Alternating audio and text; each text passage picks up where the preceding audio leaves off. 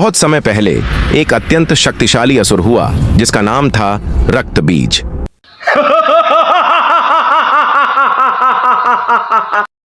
उसने कठिन तपस्या कर भगवान ब्रह्मा को प्रसन्न किया और वरदान प्राप्त किया कि जब भी उसके रक्त की एक बूंद धरती पर गिरेगी, उसी से एक नया रक्तबीज जन्म ले लेगा। इस अद्भुत शक्ति के कारण कोई भी देवता उसे मारने में सक्षम नहीं था। वरदान प्राप्त करने के बाद रक्तबीज अहंकारी और अत्याचारी हो गया।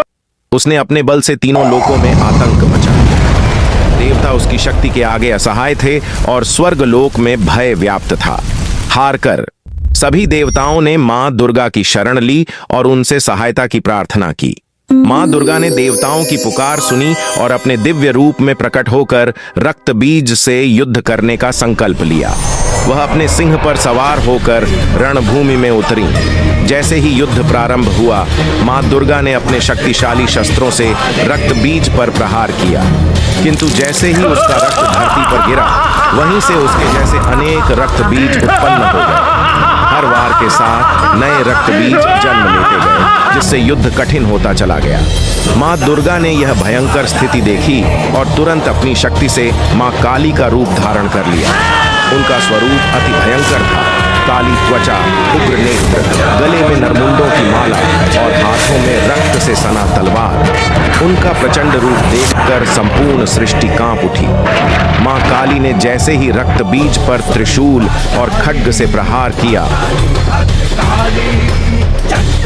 उन्होंने अपनी विशाल जिह्वा निकालकर उसका पूरा रक्त पी लिया। अंततः मां काली ने रक्तबीज का संहार कर दिया और उसका आतंक समाप्त कर दिया।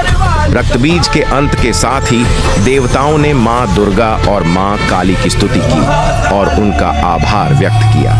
स्वर्ग और पृथ्वी पर विजय के स्वर गूंज उठे और चारों ओर आनंद की लहर दौड़ गई। इस विजय के उपलक्ष्य में हर वर्ष नवरात्रि के दौरान मां दुर्गा की पूजा की जाती है और विजयदशमी के दिन उनके इस महापराक्रम का उत्सव मनाया जाता है। यह पर्व धर्म की शक्ति और अधर्म के विनाश का प्रतीक बन गया। ऐसे ही और वीडियो देखने के लिए हमारा स्टोरीलैंड एडवेंचर चैनल सब्सक्राइब करें।